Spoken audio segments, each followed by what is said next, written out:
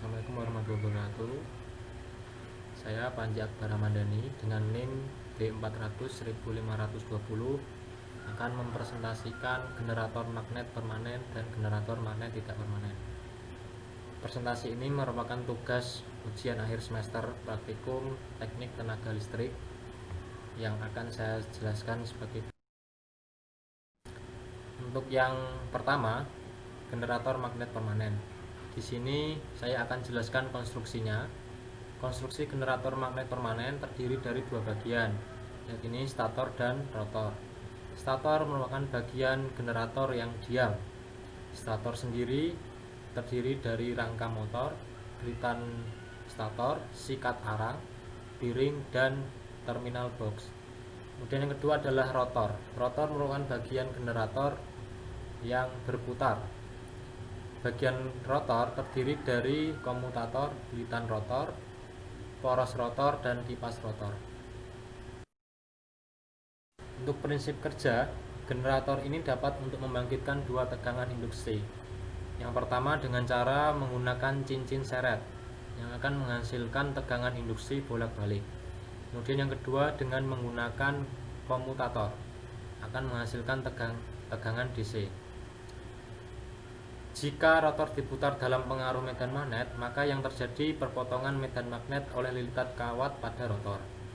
Hal ini akan menimbulkan tegangan induksi. Tegangan induksi terbesar terjadi saat rotor menempati posisi gambar A dan C.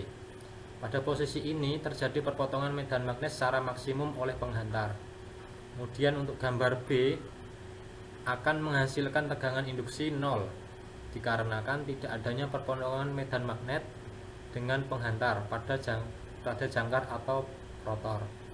Daerah medan ini disebut daerah netral. Untuk yang ketiga adalah rumusnya.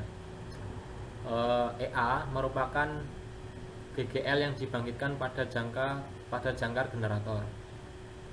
Di sini EA dicari dengan cara flux dikalikan Z dikalikan N dikalikan P per 60. Z merupakan jumlah penghantar total, N merupakan kecepatan putar. Jika ZP per 60 sama dengan C, C itu konstanta, maka EA sama dengan C kali N dikalikan flux. Untuk yang kedua adalah generator magnet tidak permanen.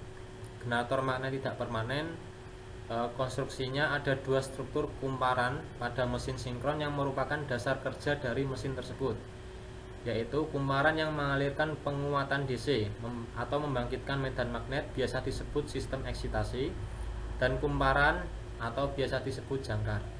Tempat dibangkitkannya GGL arus bolak-balik. Hampir semua mesin sinkron mempunyai belitan GGL berupa stator yang diam dan struktur medan magnet berputar sebagai rotor. Kumparan DC pada struktur medan yang berputar dihubungkan pada sumber DC luar melalui slip ring dan sikat arang. Tetapi ada juga yang tidak menggunakan sikat arang yang disebut sistem brushless excitation. Untuk prinsip kerja generator magnet tidak permanen, prinsip kerjanya sangat sederhana. Dapat dijelaskan bahwa tegangan akan diinduksikan pada konduktor apabila konduktor tersebut bergerak pada medan magnet, sehingga memotong garis-garis gaya.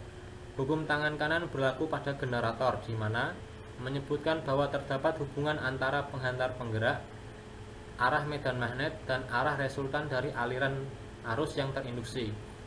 Prinsip kerja dari generator sesuai dengan hukum Lenz, yaitu arus listrik yang diberikan pada stator akan menimbulkan momen elektromagnetik yang bersifat melawan putaran rotor, sehingga menimbulkan EMF pada kumparan rotor. Tegangan EMF ini akan menghasilkan suatu arus jangkar.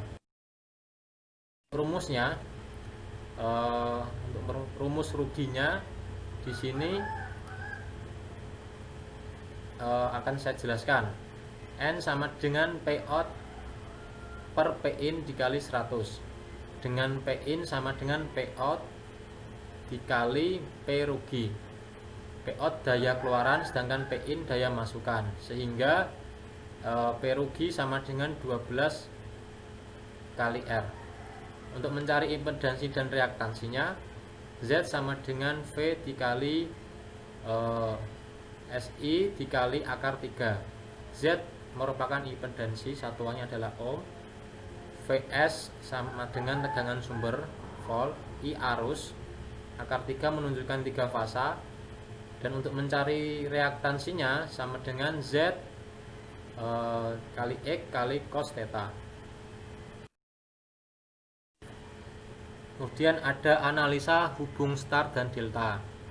Di sini saya akan menjelaskan gambar dari hubung delta star dan hubung star-star atau hubung bintang-bintang. Di sini ada unit pengontrol, kemudian ada break unit, kemudian ada catu daya universal dan ada bebannya. Nah, untuk perbedaannya di sini terlihat pada catu daya ini akan dihubungkan dan terlihat ada garis yang tersambung. Sedangkan pada hubung star-star garis dari U1, V1, W1 ini tidak tersambung.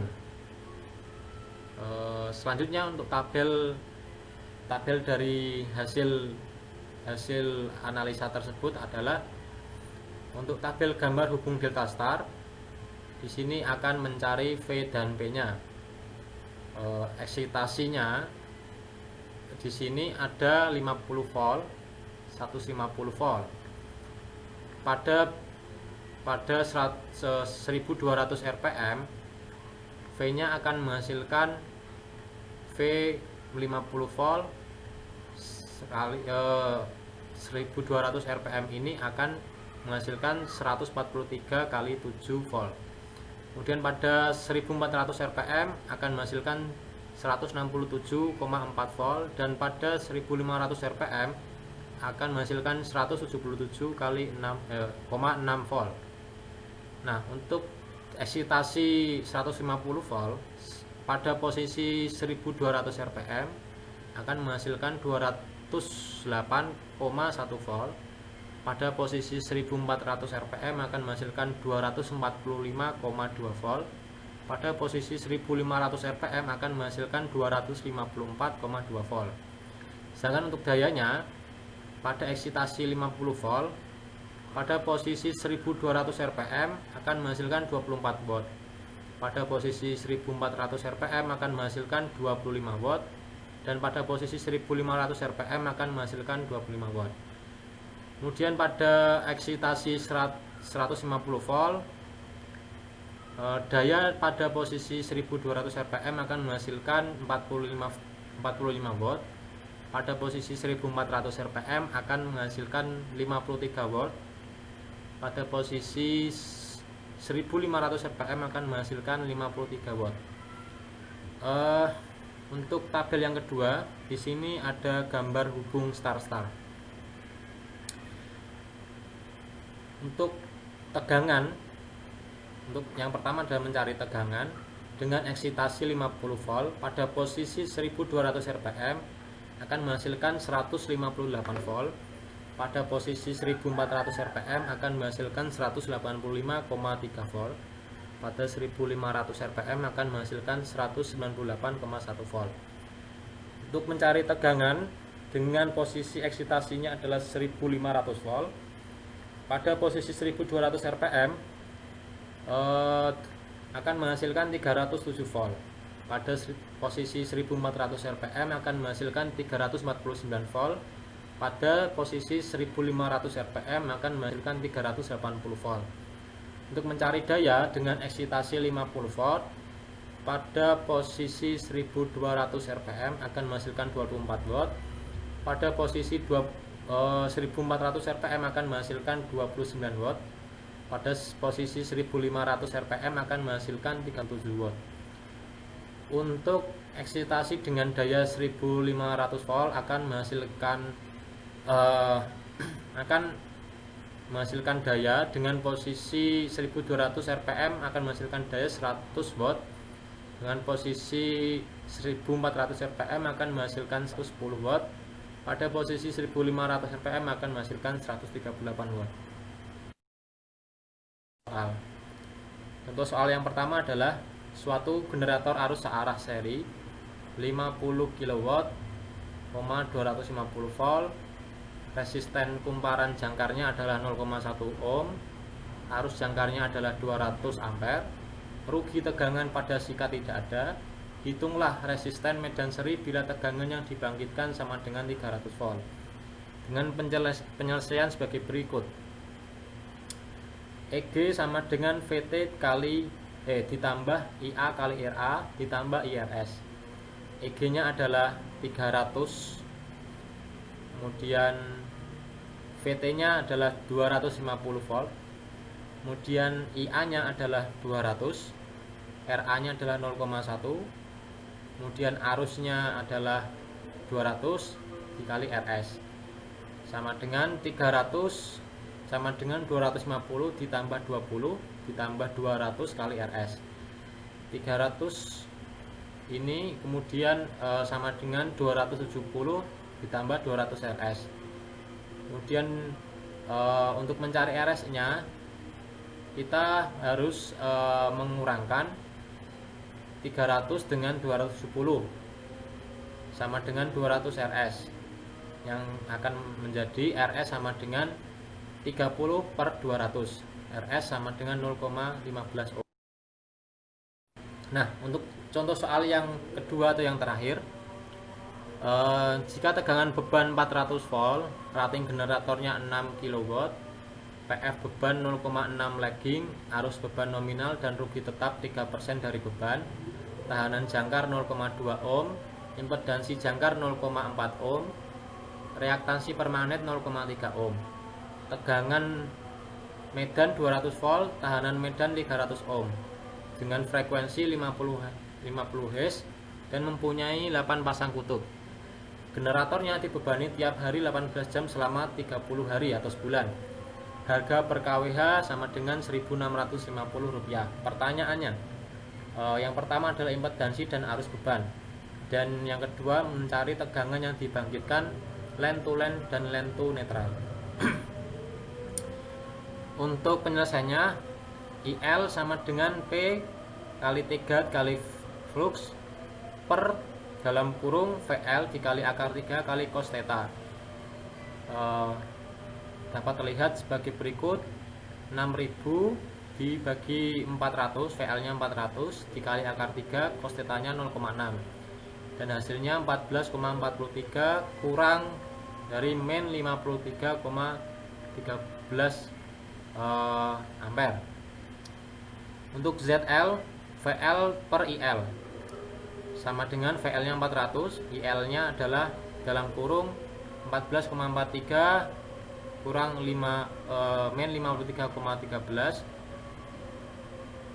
sama dengan 16,2 ditambah J 21,6 ohm. Ini adalah hasil dari impedansinya. Kemudian untuk EG, tegangan yang dibangkitkan IL dikali RA plus XS ditambah VL.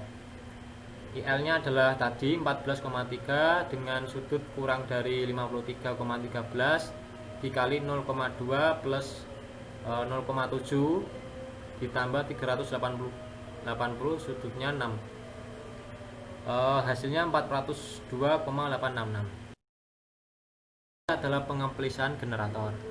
Untuk pengaplikasian generator di sini saya mencontohkan dua, yakni kipas komputer dan pembangkit listrik air.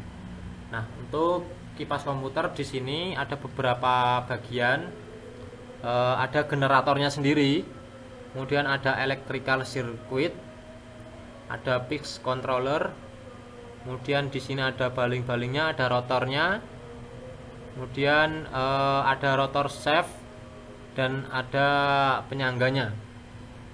Untuk pembangkit listrik air, di sini generator akan berfungsi sebagai mengubah energi mekanik menjadi energi listrik. Energi mekaniknya didapatkan dari air yang berputar.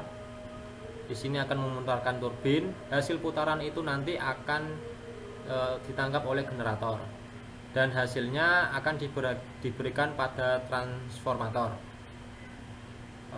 Mungkin itu penjelasan singkat dan sedikit